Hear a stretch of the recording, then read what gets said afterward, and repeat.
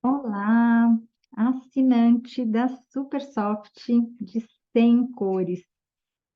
Boas-vindas à coleção 1 na Equinócio de Outono. E vamos começar conhecendo nossos lápis. E hoje, na nossa primeira aula, eu vou falar um pouco dos acessórios básicos para que a gente possa aproveitar melhor os nossos lápis. Então, a primeira coisa é apontá-los. Por incrível que pareça, sim, a gente vai apontar. Essa é uma ponta que parece que ele está apontadinho, mas dá para ver que é uma ponta que está achatada, está sextavada, não está nada precisa. E aqui, como que a gente vai aproveitar melhor os nossos lápis? É quando a gente tem esse tipo de ponta aqui, ó. É bem diferente. Ela é feita através de um apontador de manivela de sistema helicoidal. Eu sugiro fortemente, já que você vai ter 100 lápis de cor, a gente vai precisar de um apontador um pouco mais prático do que o apontador de lâmina pequenininho escolar, que ele não deixa essa ponta elegante para a gente poder trabalhar em toda com muito mais tempo a gente trabalha com o lápis sem precisar ficar apontando o tempo todo, né? A lâmina, ela dá uma ponta muito pequenininha e a gente tem que ficar o tempo todo apontando e desgastando.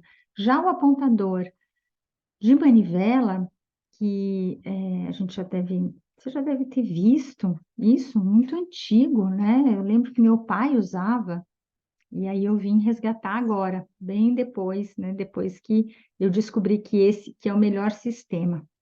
Então, a primeira coisa, sim, a gente vai apontar e a gente vai deixar ele preparado para a gente poder fazer coisas bem mais delicadas, mais precisas e ficar mais tempo usando o lápis sem precisar ficar apontando. Então, eu vou mostrar como que funciona aqui o apontador de sistema helicoidal.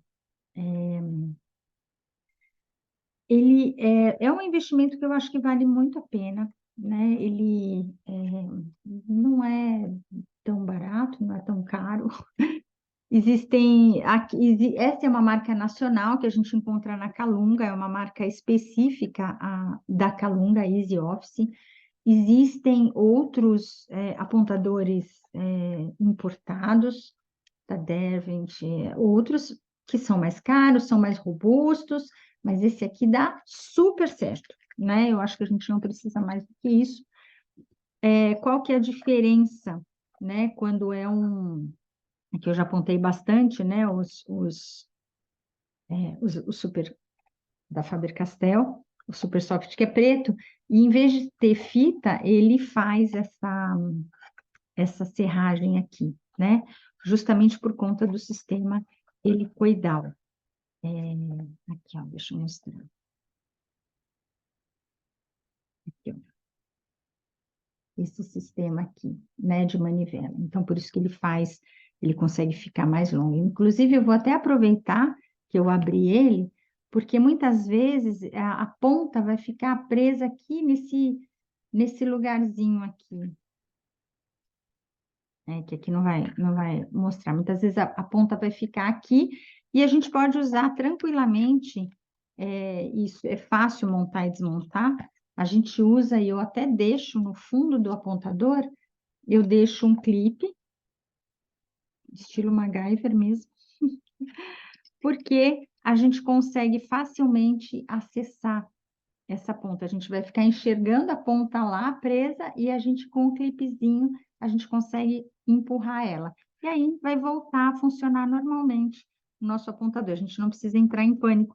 As minhas alunas, meus alunos, Vanessa, quebrou meu apontador, acabei de comprar e ele quebrou. Não, não é que ele quebrou, acontece isso mesmo. A hora que a trava quebra a ponta, e é muito engraçado porque não é o apontador que quebra a ponta. Quem é que quebra a ponta é a gente derrubar o lápis e aí ele quebra a mina dentro da, da própria cápsula.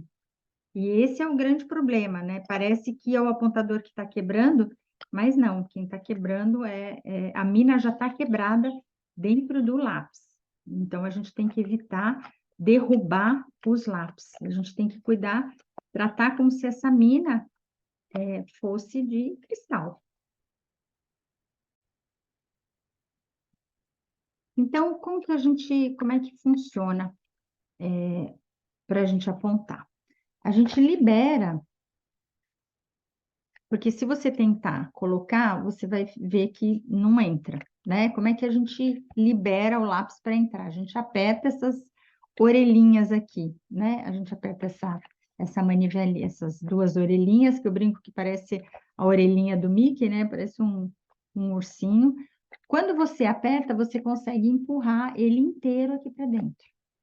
Aí, ao mesmo tempo que você faz força para empurrar, você vai no sentido contrário e solta. E aí você vai ver que tá fixo, tá bem fixo, é assim que tem que ser.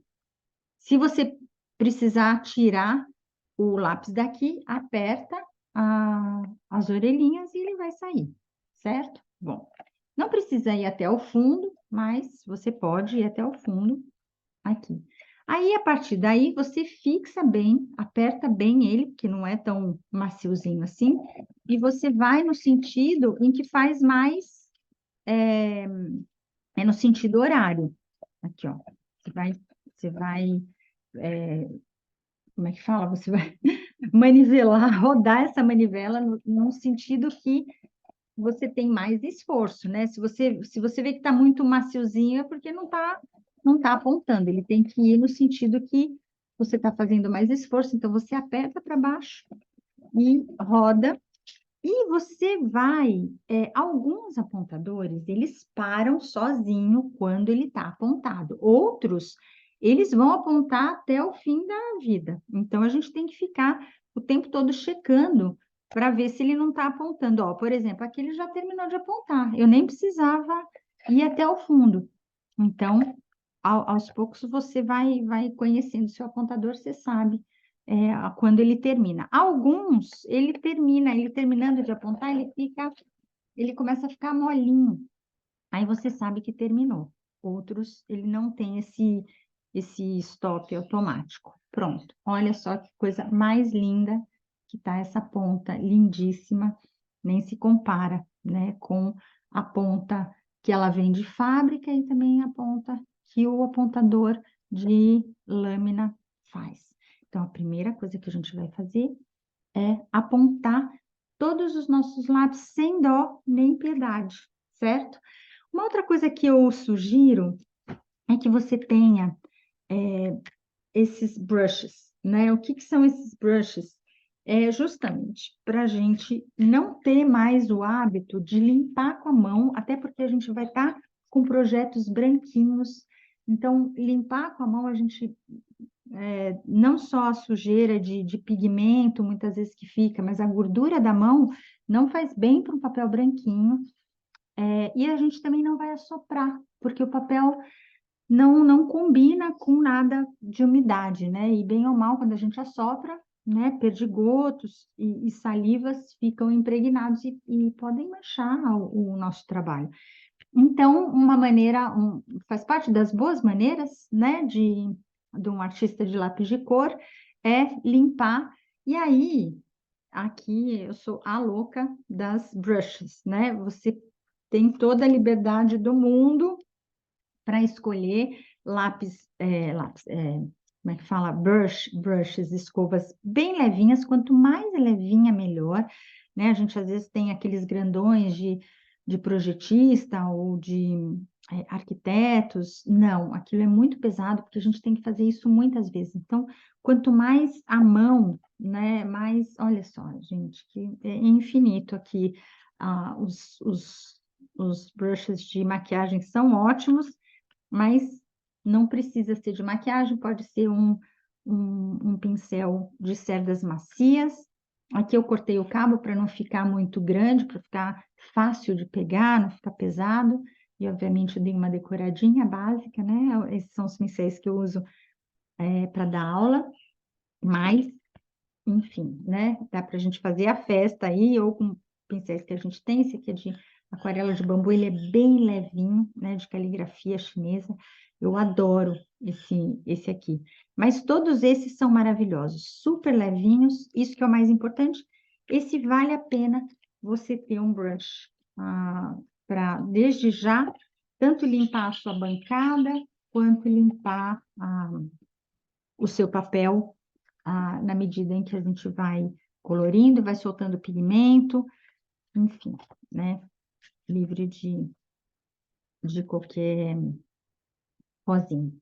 Outra coisa que vale a pena é, como eu falei, né? A gente ter um lugar onde esses lápis não rolem, não caiam, fiquem fáceis. Então, quando a gente estiver usando os lápis num projeto, a gente não vai usar os 100 ao mesmo tempo. A gente vai usar alguns, né? Alguns, nesse caso, a gente vai usar os nossos 16 aqui dessa coleção. Então, eu sugiro que vocês tirem, obviamente, da embalagem e vocês, na hora de trabalhar, deixe eles num lugar onde eles vão evitar ficar rolando. Eles vão ficar fixos. Isso pode ser desde uma toalhinha, né? Que aí você pode levar eles para lá e para cá, e eles ficam bonitinhos, organizados.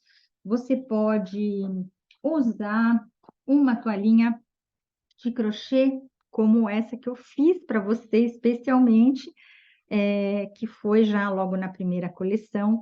Ela também faz com que ele também segura bem os lápis que a gente precisa trabalhar, né? Então, a gente normalmente não trabalha com muitos lápis, não, a gente trabalha com alguns. Então, é legal porque além da gente conseguir movimentar para lá e para cá, ele evita ficar rolando na mesa, né? Também pode ser essas borrachinhas, né, que a gente usa para louça, para vidro, que ele é super antiderrapante, especialmente para lugares onde a mesa está inclinada por algum motivo, então também fica super legal, ele não roda, não sai rodando e fica fácil da gente pegar, né? Então, isso aqui é uma coisa bem simples, bem baratinha, vale a pena você ter. Aí você decide como que fica melhor. E o importante é que seja pequenininho, compacto, que caiba aqui na sua área de trabalho. Se você precisar de uma borracha, lápis de cor não apaga, né? É muito difícil apagar, a gente quase não vai precisar usar aqui nesses projetos, né? São mais tranquilos, mas se precisar de borracha, a que eu indico é essa borracha plástica branca, a Dust Free plástica, né? Não as borrachas de borracha mesmo. A gente vai usar essa, é muito boa, vale a pena. E não as coloridas, para a gente evitar não deixar pigmento da borracha na nossa folha branquinha. Uma outra coisa que eu sugiro é que você tenha um bloquinho de rascunho mesmo. Aí, nesse caso, não precisa ser folha, pode ser papel sulfite, porque a gente acaba, às vezes, testando a cor, para a gente não ficar testando no nosso projeto, né? A gente não vai ficar bagunçando o nosso projeto. E muitas vezes você precisa ter certeza daquela cor, ou às vezes a gente precisa limpar, né, uma cor clarinha que a gente passou por cima de uma cor escura, a gente às vezes limpa a ponta, porque às vezes fica pigmento grudado, né? Então é sempre bom um bloquinho de rascunho por perto, para a gente poder limpar às vezes a borracha também, e às vezes acumula, né, sujeira, certo? Bom, e o principal é a gente sempre trabalhar numa base que seja lisinha, né? Numa base de vidro. Se você for trabalhar numa mesa que ela tenha, que ela seja de madeira, alguma coisa, eu costumo usar folhas, né? Papel de cartão. Eu gosto desses decorados, mas pode ser papel cartão, mais que você compra fácil em papelaria, né? E você recorta do tamanho que você quiser. Normalmente um tamanho A3 está ótimo, porque a gente trabalha com folha A4. E se ainda assim você sentir que não isolou da textura da mesa, da sua superfície, uma folha de acetato também vai super bem, né? Uma folhinha de acetato transparente. Eu, às vezes, eu uso sempre essa combinação. Uma folha de cartão e uma folha de acetato em cima, e aí eu garanto que qualquer coisa que eu faça no meu papel, eu não vou estar puxando a textura da mesa e da base. Bom, agora a gente vai preencher a nossa tabela. E é importante também que você já vá, eu sugiro, você não é obrigado a fazer isso, obviamente, né? Só se você quiser. Você pode fazer isso lá no final, ou você nem precisa fazer isso. Aí eu acho que aqui a gente vai aproveitar muito mais, vai otimizar muito mais seu tempo, a sua organização, se você etiquetar, né, essa etiquetinha para a gente achar mais fácil e para que a gente reconheça rapidamente as cores através da etiqueta. Você pode usar etiquetinhas dessas da Pimaco, né, pequenininhas, ou mesmo você pode fazer à mão, pedacinhos de papel, e proteger com durex, para que não fique descolando, aí fica sempre presinho. Então, não se preocupe com a ordem, nada disso, porque essa ordem ela vai acontecer depois, né? Essa numeração, ela tá toda em ordem cromática. Então, no final das 100 cores, a gente vai estar por grupos cromáticos, vai estar super organizado na hora que a gente for fazer aquela tabela final com os 100, vai estar tudo em ordem. Então, não se preocupe que agora está fora de ordem. O que que é importante agora? É a gente preencher e conhecer cada um das nossas cores, né? A gente vai conhecer mesmo bem a fundo. E a gente só conhece uma cor de um lápis de cor no papel, né? Não adianta, muitas vezes a gente acha que vai.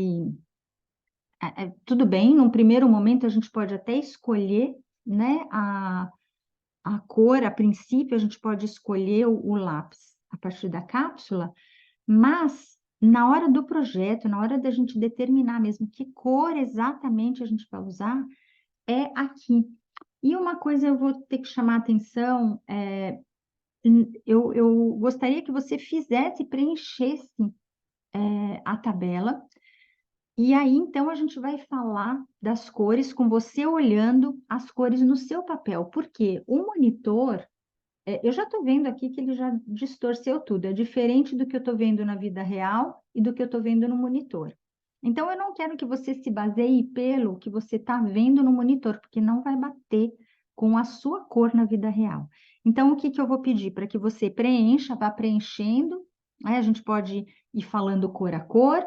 Então, por exemplo, né, eu posso ir falando de uma cor, aí você dá um pause e você preenche, né? Ou se você quiser, você pode preencher tudo e assistir essa aula depois olhando para a sua tabela, certo? Isso aqui é bem importante dizer, porque vai mesmo distorcer a cor muito, vai distorcer absurdamente a cor no monitor, infelizmente. Então,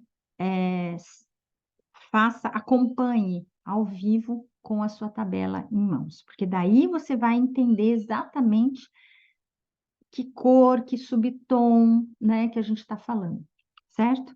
Bom, vamos começar então com a primeira cor. Aqui você fica à vontade para você preencher do jeito que você quiser, sem técnica, não se preocupe com técnica. O importante é que você consiga colocar a cor do seu lápis aqui, né? E até que algumas cores são equivalentes, mas você vai perceber que nem todas são equivalentes, né? Nem todas mesmo. Quer ver, por exemplo, uma cor aqui que não bate, eu acho que não bate nada, é bem difícil, a gente poderia errar muito, assim, a cor, o número 10, por exemplo. Olha só, nem, ai, nem dá para ver, né? No monitor até ficou parecido, mas na vida real não fica nada parecido, né? A cor da cápsula é totalmente diferente da cor daqui.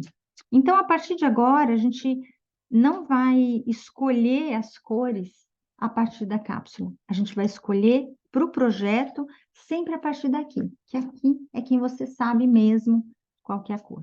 Bom, vamos lá. Então, ocre alaranjado, o primeiro, e você vai colocar a etiquetinha número 18, e o número dele mesmo é o 726, e a cor que a Faber-Castell deu para ele é o ocre alaranjado, né? E existe uma equivalência com os lápis artísticos. A equivalência dessa cor no lápis artístico é o Dark Naples Ochre, que é aquele amarelo de Nápoles, né? Para quem pinta com tinta óleo, tinta acrílico, já ouviu falar bastante do amarelo Nápoles, né? Aqui, no caso, é o mais escuro, ele chama aqui de ocre, um ocre alaranjado, sim, porque ele não é aquele amarelo saturado, né? Aquele amarelo puro.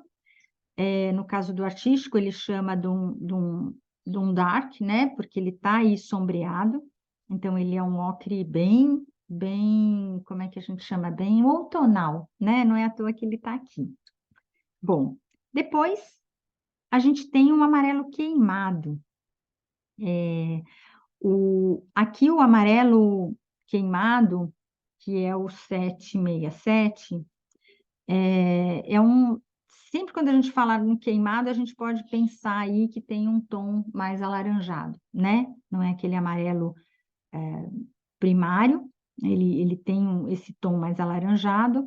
No caso dos lápis artísticos, ele chama de Dark Chrome Yellow, do cromo, né? Amarelo cromo escuro, que é escurecido, sombreado, né?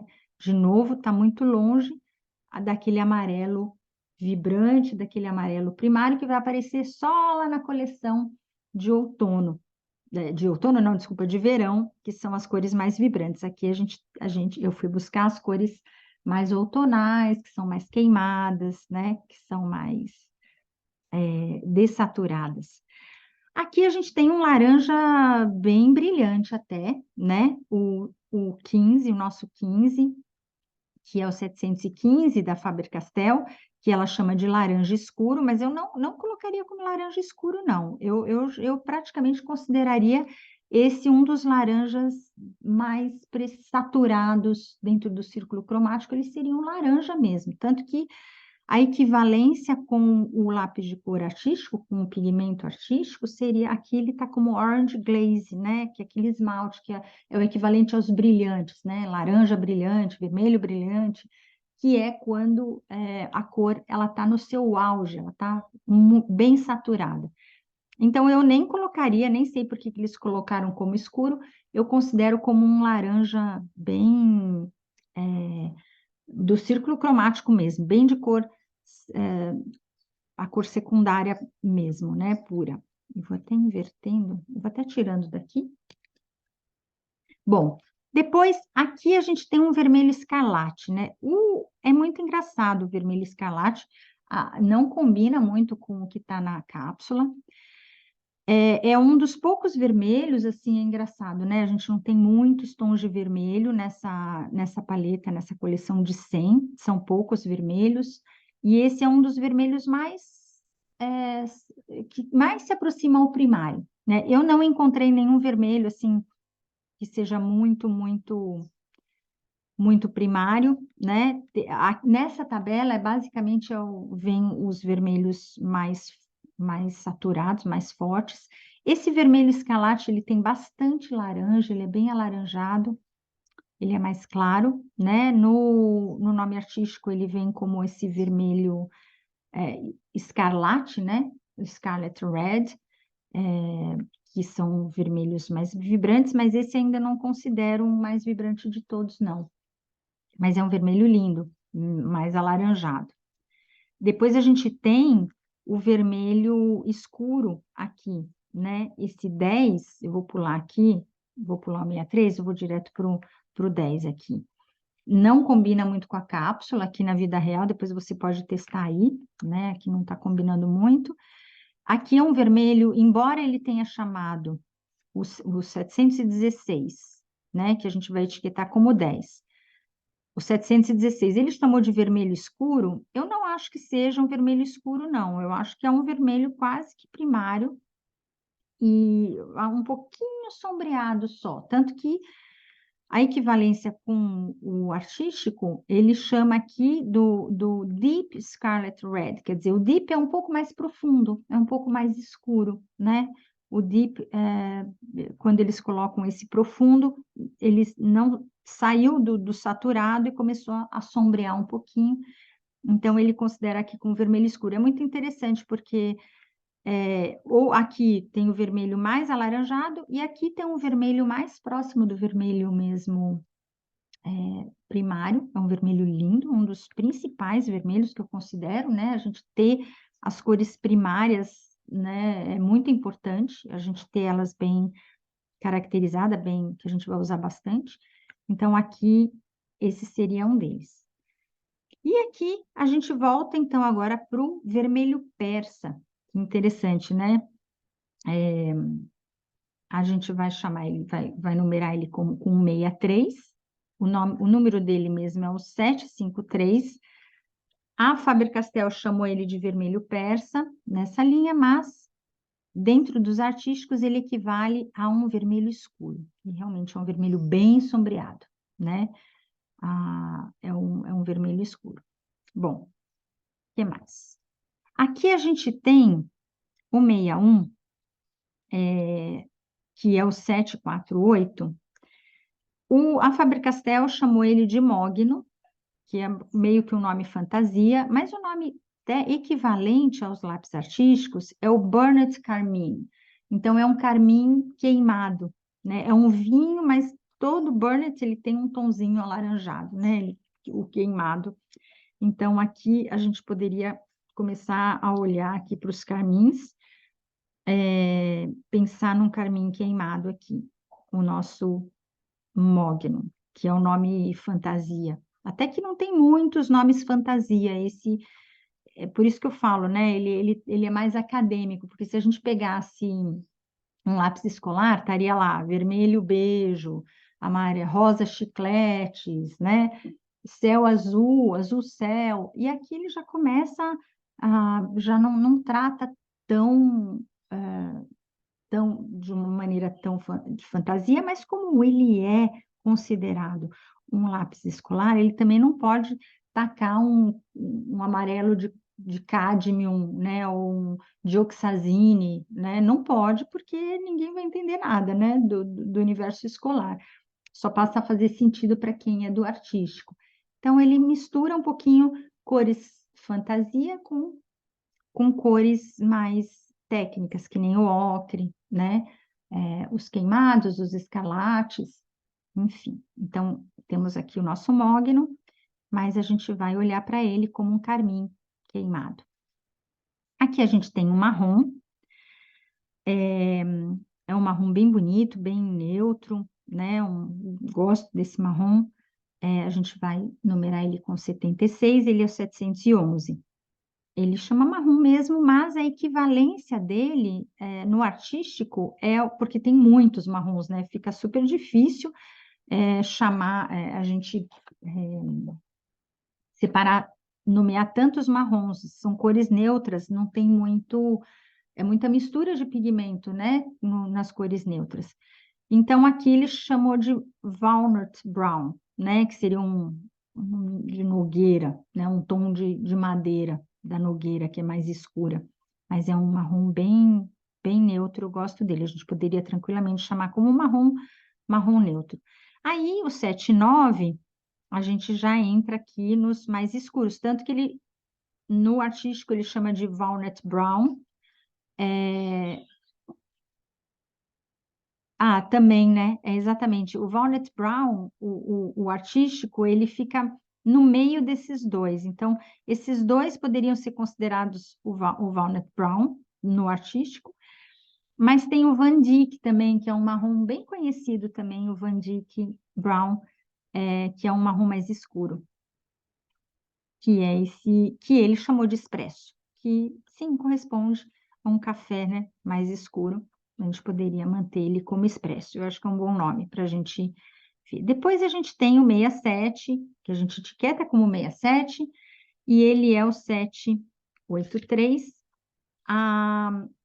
No Supersoft, ele é chamado de avelã, mas a equivalência no artístico é um nougat, que é o equivalente a um torrone, né? Então, de novo, né? Quando chegam nos marrons, não tem como ter nome de pigmento, não, porque é tudo mistura de pigmento. Então, ele vai se aproximando com, com, com alguma referência que a gente conheça.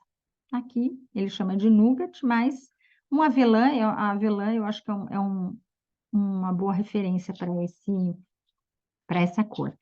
Aqui é o terracota. Bom, o terracota é muito louco, porque em cada é o 70, a gente vai etiquetar como 70, e depois e o número dele mesmo é o 787. O terracota ele varia de lápis para lápis, de marca para lápis. É impressionante. Eu nunca vi um terracota igual nas marcas, mesmo nas artísticas, cada um considera um terracota que quiser, né? É muito louco.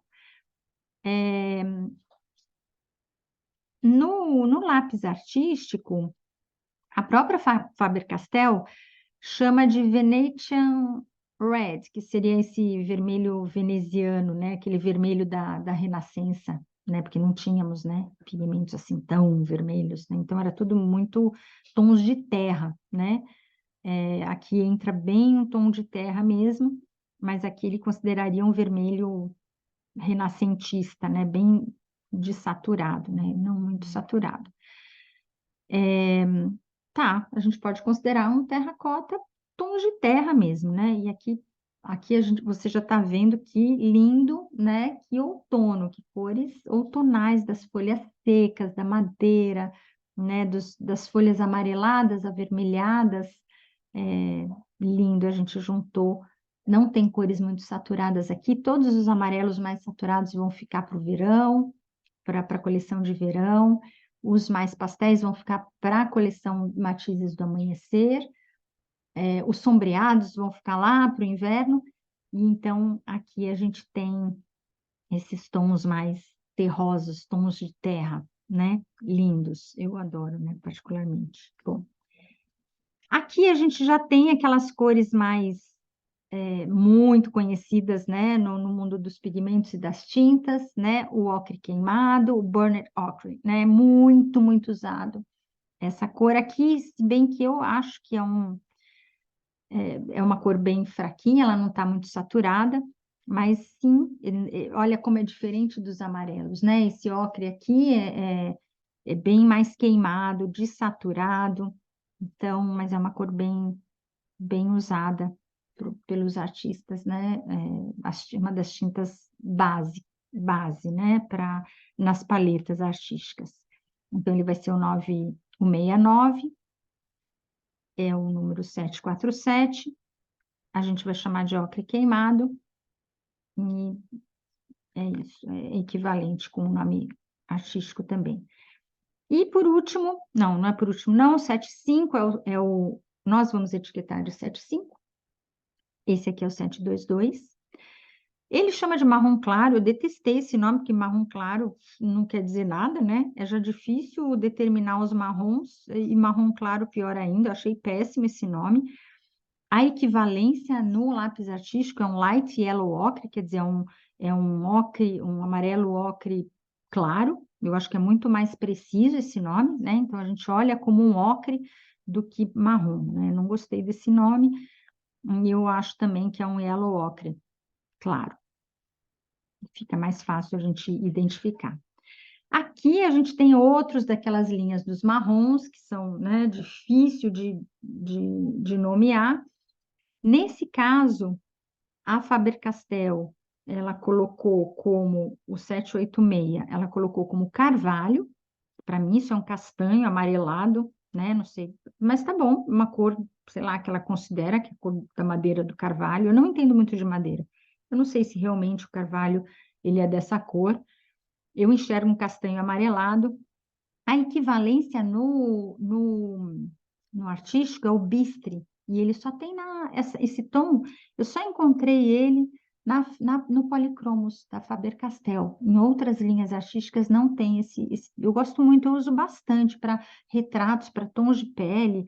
É muito legal. E depois eu descobri que o bistre quer dizer, ele era usado como uma tintura aguada, né, para fazer aguadas, também em artistas clássicos, né, em pintura clássica, usava a base de fuligem e goma, né, para fazer a base, os riscos, né, e é bem interessante. Se você colocar bistre no Google, vai trazer bem essa cor mesmo, né, dos traços, onde depois ia receber a pintura, né? É bem interessante. Aqui ele chama de carvalho, mas eu gosto de imaginar ele como bistre. Eu decorei ele como bistre, eu gosto. Eu olho para ele, eu vejo mais um bistre do que um carvalho.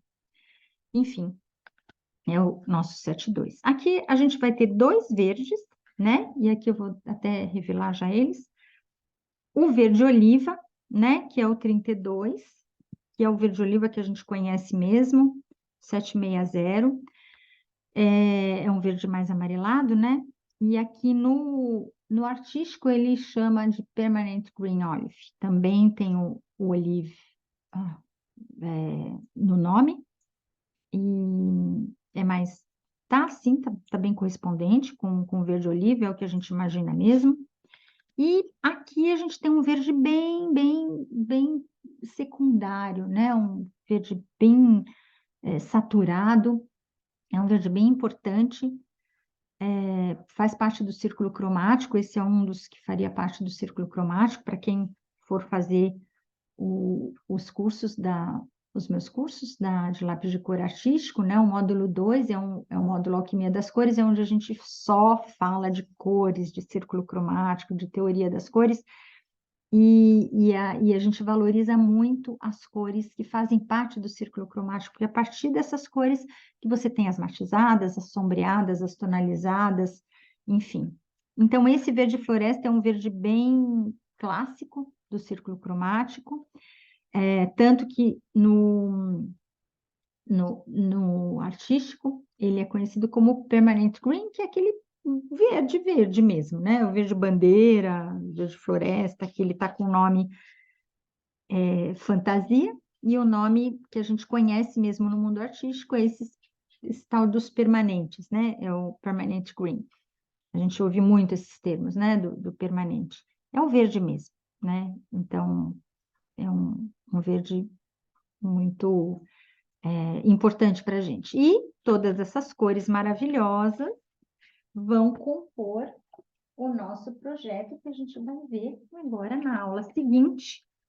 Agora você tem essa tarefa para fazer, apontar seus lápis, etiquetá-los, porque aí a gente agora vai começar a trabalhar o nosso projeto. Então, na próxima aula, você já mantenha postos, né? Impresso, bonitinho, porque a gente vai colocar todos essas cores maravilhosas em ação e vai sair esse buquê de cores outonais aqui, maravilhoso. Então, bom trabalho, faça sua tabela e até a próxima aula.